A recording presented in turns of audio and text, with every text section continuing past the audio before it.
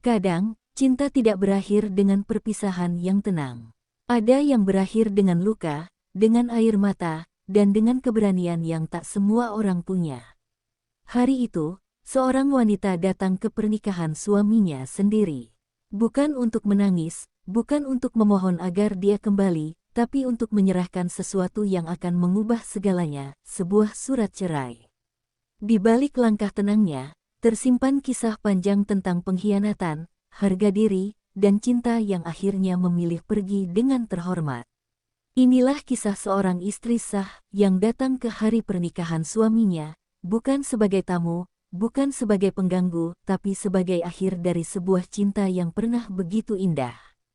Selamat datang di Gemiteling, tempat di mana setiap luka punya kisah, dan setiap air mata punya makna. Mari kita mulai kisahnya.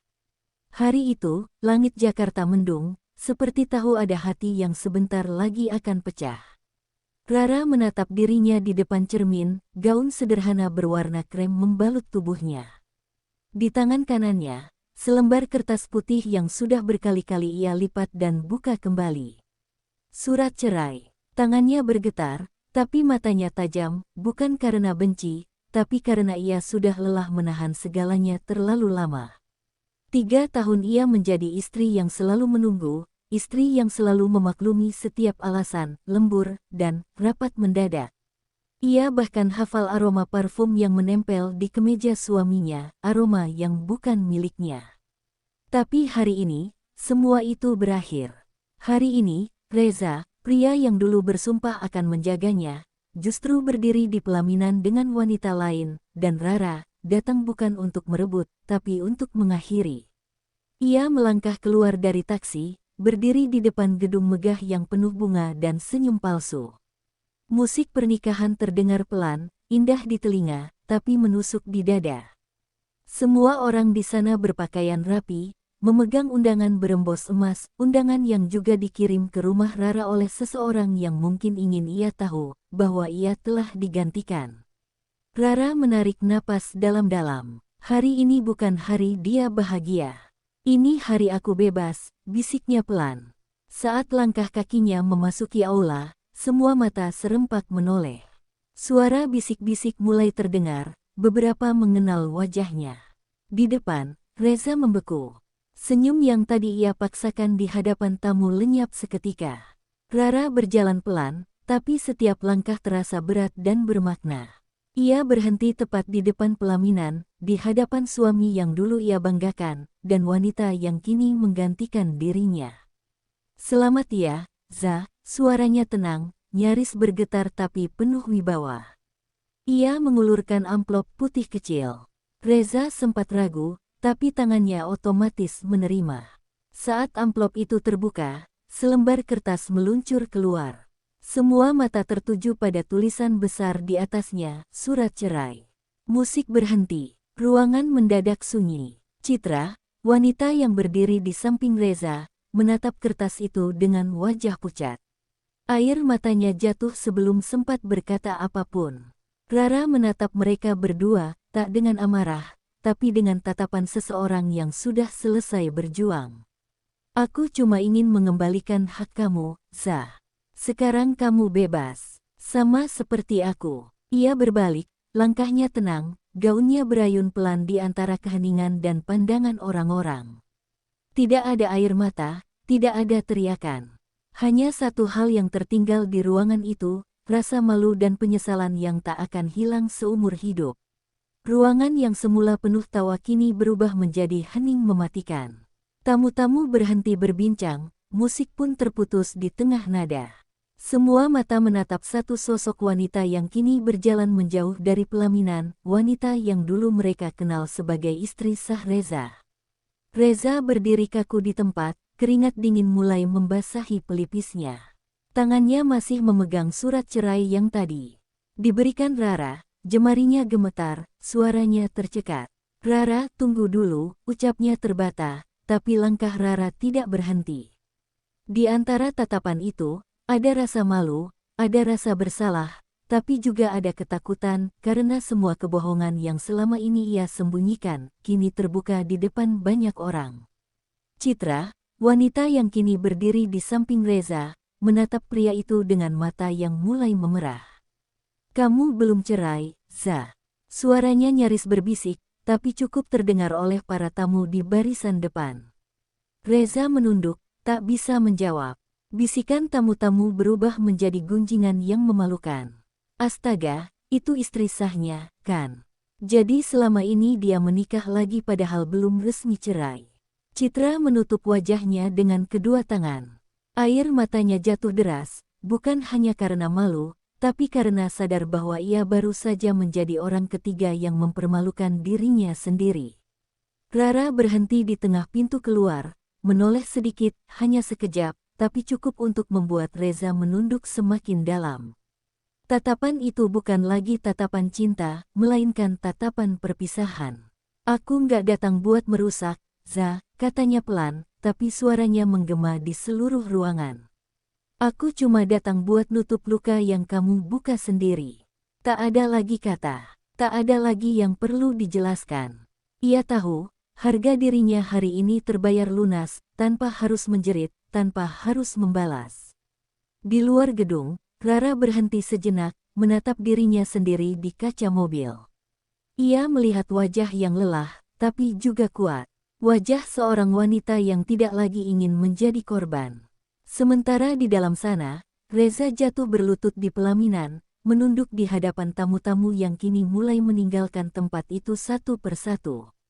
Hari itu seharusnya menjadi hari bahagianya, tapi justru menjadi hari di mana semuanya berakhir. Dan untuk Rara, hari itu menjadi hari di mana ia benar-benar merdeka dari cinta yang salah. Beberapa bulan sebelum hari pernikahan itu, hidup Rara terlihat tenang di luar, tapi di dalam dirinya sudah lama hancur. Ia masih memasak setiap pagi, menyiapkan kopi untuk Reza, dan tersenyum seolah semuanya baik-baik saja. Padahal setiap malam, ia tidur sendirian dengan mata sembab, menunggu pintu rumah terbuka hingga dini hari. Reza selalu berkata, ada rapat mendadak, atau ada proyek yang harus diselesaikan. Alasan yang dulu terdengar meyakinkan, tapi lama-lama terasa seperti kebohongan yang berulang. Dan Rara terlalu mencintai untuk menuduh, terlalu takut kehilangan untuk bertanya. Sampai suatu malam, ponselnya bergetar.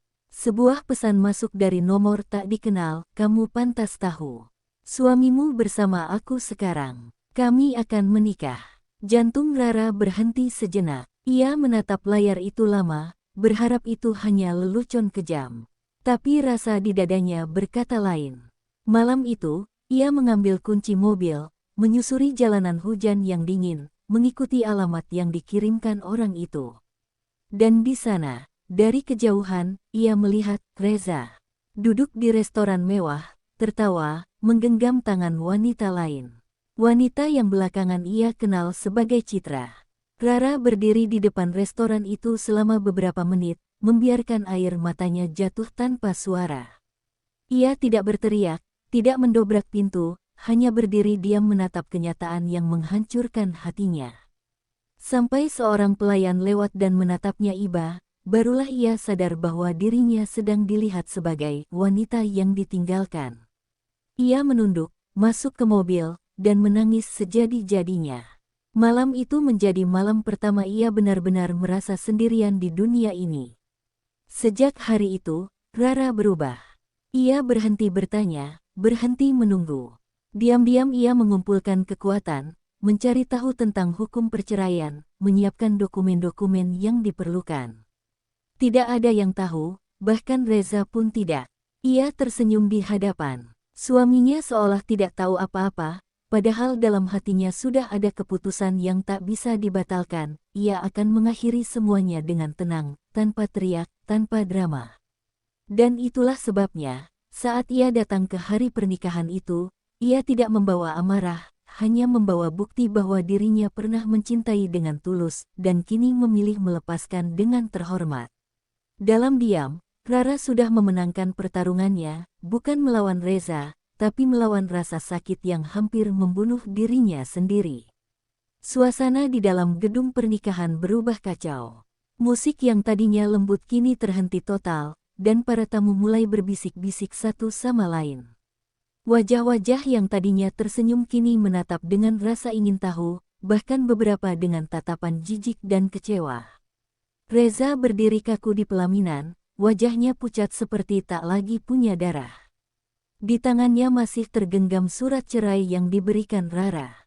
Ia menatap kertas itu seolah tak percaya, seolah baru sadar bahwa semua kebohongan yang ia simpan selama ini akhirnya meledak di depan semua orang. Citra, wanita yang seharusnya menjadi pengantin barunya, mulai menangis. "Kamu belum cerai, Reza." Suaranya pelan, tapi cukup keras untuk didengar tamu yang duduk di barisan depan. Beberapa orang langsung menatap sinis, sebagian lagi menutupi mulut dengan tangan, menahan keterkejutan.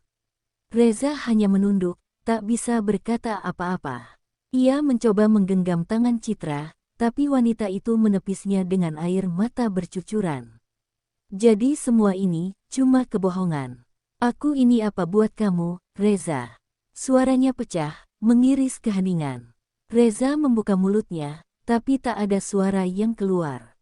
Ia tahu, tak ada alasan yang cukup untuk membenarkan pengkhianatannya. Ia hanya bisa berdiri di sana, dikelilingi tatapan tajam dan bisikan penuh hinaan. Sementara di luar, Rara sudah melangkah pergi. Setiap langkahnya terdengar mantap di lantai marmer gedung itu, seolah menegaskan bahwa yang kalah bukan dia, tapi Reza, pria yang tidak tahu bagaimana menghargai cinta tulus yang pernah ia miliki. Dan di dalam hatinya, Reza tahu, hari bahagianya telah berubah menjadi hari kehancurannya sendiri. Citra meninggalkan pelaminan sambil menangis. Makeup di wajahnya luntur, dan langkah kakinya gemetar menuruni tangga. Tamu-tamu mulai bangkit dari kursi, sebagian keluar, sebagian hanya memandangi Reza dengan tatapan iba bercampur sinis. Reza duduk di kursi pelaminan, menunduk dalam, menatap surat cerai yang kini basah oleh keringat di telapak tangannya. Ia menggenggamnya erat, tapi tak bisa menahan kenyataan bahwa satu-satunya wanita yang benar-benar mencintainya, baru saja pergi tanpa menoleh sedikit pun. Di luar gedung, langit mulai gerimis. Rara berdiri di bawah payung hitam, menatap gedung yang kini sepi dari tawa. Ia menarik napas panjang, lalu berkata pelan, "Semoga kamu belajar, Reza. Aku pergi bukan karena aku kalah, tapi karena aku sudah cukup." Dan dengan langkah tegak, ia berjalan menjauh, meninggalkan masa lalunya di balik pintu gedung yang kini dipenuhi penyesalan. Hujan turun perlahan malam itu. Langit gelap, tapi udara terasa menenangkan. Rara duduk di kursi dekat jendela apartemennya yang baru, menatap jalanan yang basah oleh air hujan.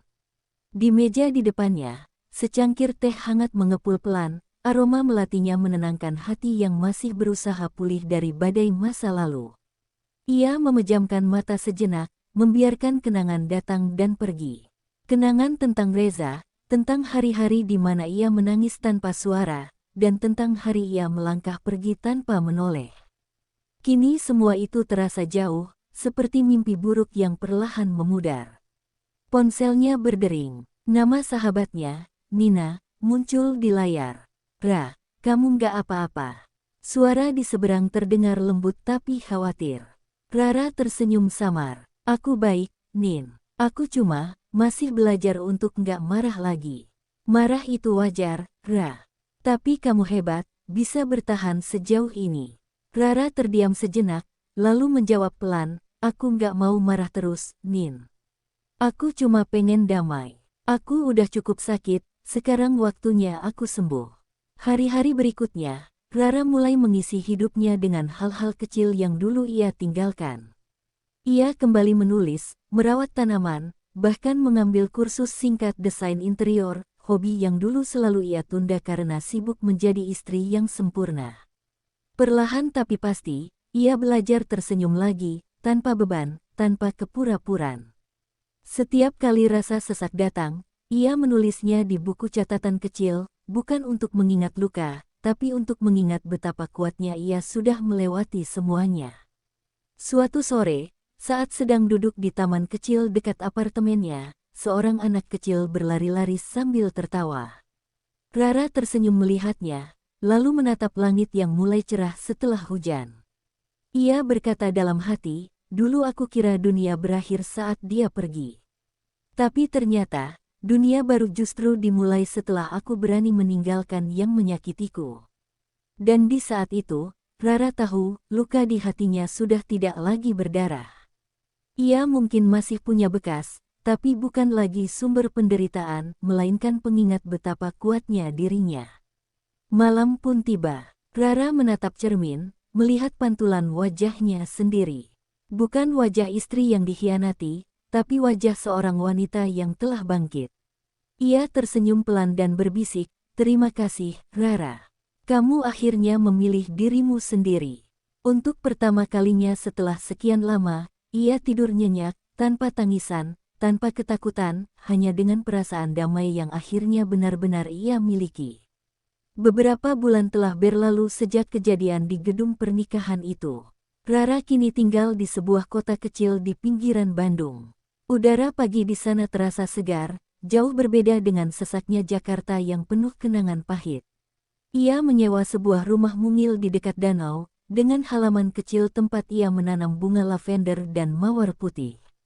Setiap pagi, ia menyesap kopi sambil mendengarkan kicau burung, sesuatu yang dulu tak pernah ia lakukan karena hidupnya hanya berputar pada kesibukan Reza. Kini, Rara benar-benar bebas, bebas dari kebohongan, bebas dari rasa takut, dan bebas menjadi dirinya sendiri. Hari-harinya mulai diisi dengan hal-hal baru. Ia membuka jasa desain interior kecil-kecilan dari rumah, berawal dari hobi yang dulu hanya jadi pelarian saat merasa sepi. Siapa sangka, karya-karyanya disukai banyak orang.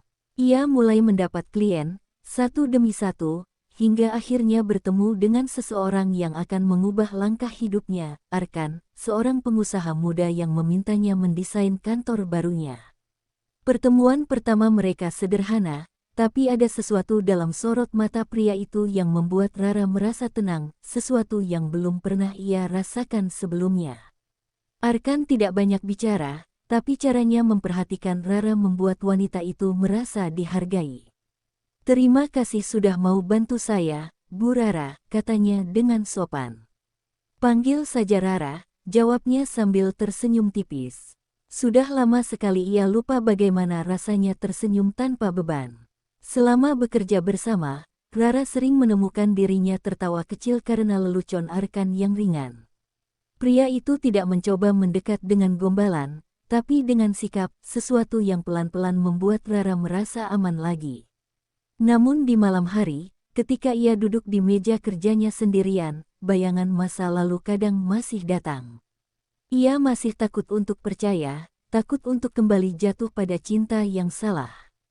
Tapi setiap kali keraguan itu muncul, Rara menatap dirinya di cermin dan berkata pelan, "Aku nggak harus terburu-buru. Aku cuma perlu bahagia dulu dengan diriku sendiri." Dan di sanalah perbedaan besar. Itu, dulu ia mencintai orang lain sampai lupa mencintai diri sendiri, tapi kini ia belajar menata hati dengan lebih bijak. Suatu sore, Arkan datang membawa sekotak kecil bunga lavender. "Saya tahu kamu suka ini," katanya sambil tersenyum. Rara terpaku, tak menyangka masih ada orang yang memperhatikan hal-hal kecil tentang dirinya. Ia tersenyum, lalu menjawab lembut, "Terima kasih, aku pikir aku nggak akan disenyumi oleh hidup lagi." Arkan menatapnya hangat. "Hidup selalu punya cara untuk sembuhkan luka, Ra. Kadang, caranya cuma sederhana, dengan kasih yang tulus." Dan di detik itu, untuk pertama kalinya setelah sekian lama, Rara percaya, mungkin, cinta bisa datang lagi, tapi kali ini, bukan untuk menyakiti, melainkan untuk menyembuhkan. Beberapa bulan setelah peristiwa di pelaminan itu, hidup Reza berubah total. Ia kehilangan segalanya, bukan hanya reputasi, tapi juga harga diri dan kedamaian yang dulu ia anggap biasa. Citra meninggalkannya beberapa minggu setelah kejadian. Ia tidak sanggup menanggung rasa malu, apalagi setelah video Rara menyerahkan surat cerai di depan tamu undangan tersebar di media sosial. Dalam semalam, nama Reza jadi bahan pembicaraan. Rekan bisnis menjauh, proyek-proyek dibatalkan, dan perusahaannya perlahan jatuh. Semua karena satu kesalahan yang ia pikir bisa ia sembunyikan selamanya. Malam-malam Reza kini sunyi. Ia duduk di ruang tamu apartemen yang berantakan, ditemani botol minuman dan pikiran yang tak berhenti menghantui. Di meja, masih tergeletak surat cerai yang sama, kertas yang dulu ia genggam dengan tangan gemetar di hari pernikahannya. Ia menatapnya lama, lalu berkata pelan pada dirinya sendiri, "Aku pikir aku bisa hidup tanpa dia, ternyata aku salah." Setiap kali melihat nama Rara di surat itu, ada perih yang tak bisa dijelaskan. Ia baru sadar, wanita yang ia khianati dulu bukan lemah, Rara hanya terlalu kuat untuk menunjukkan luka. Suatu malam, Reza memberanikan diri menghubungi Rara. Ia mencari nomor lamanya, tapi semuanya sudah diblokir. Ia mencoba lewat email, tapi tidak pernah dibalas. Rara benar-benar hilang dari hidupnya, seperti angin yang pergi tanpa meninggalkan jejak. Ia bahkan datang ke rumah lama mereka, tapi yang tersisa hanya pagar berdebu dan tanaman yang mati. Rumah itu kini seperti dirinya kosong, dingin, dan tak lagi punya kehidupan. Kalau waktu bisa diulang, gumamnya lirih, tapi sayangnya waktu tak pernah berputar mundur. Sementara itu, di sisi lain dunia, Rara sedang duduk di kafe kecil sambil tersenyum membaca pesan dari klien barunya. Usahanya berkembang pesat, dan hidupnya kini terasa ringan. Ia tak tahu, di waktu yang sama, Reza sedang menatap foto lama mereka berdua, foto di mana ia masih memeluk Rara dengan bangga. Penyesalan itu datang terlambat, dan kini satu-satunya hal yang tersisa untuk Reza hanyalah kesepian. Sementara Rara, wanita yang dulu ia remehkan, justru berdiri tegak, bersinar lebih kuat dari sebelumnya. Malam itu, Reza menatap ke langit dari balkon apartemennya, berharap bisa meminta maaf.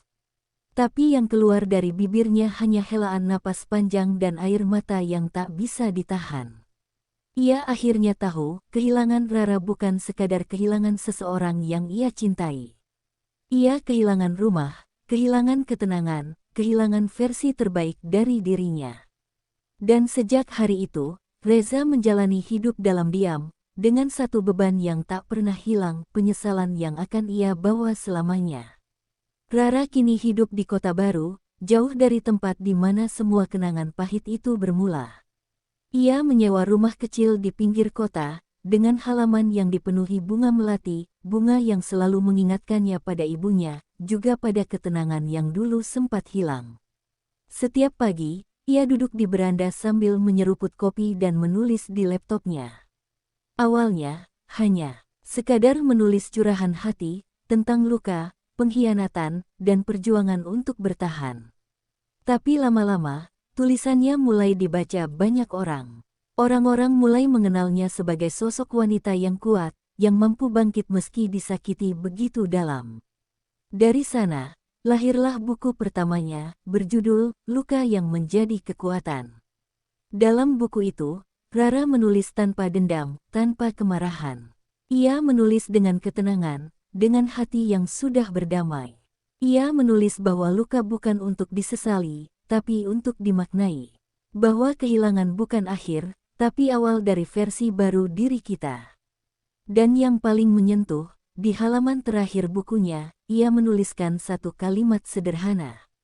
"Aku tidak membenci masa laluku, karena dari sanalah aku belajar bagaimana mencintai diriku sendiri."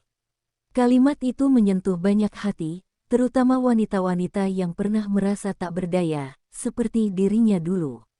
Suatu hari, ia diundang ke acara talk show televisi. Pembawa acaranya bertanya dengan hati-hati, "Jika waktu bisa diulang, apakah kamu akan memilih untuk tidak menikah dengan Reza?"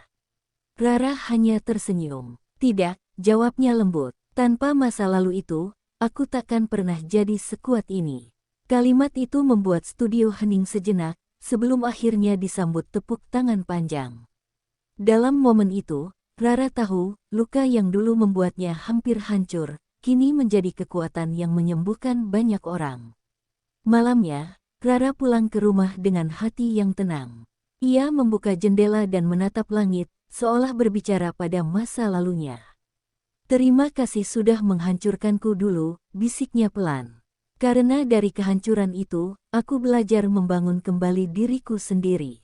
Ia lalu menutup laptopnya, memeluk naskah bukunya, dan tersenyum. Untuk pertama kalinya dalam waktu yang lama, Rara benar-benar bahagia tanpa siapapun di sisinya.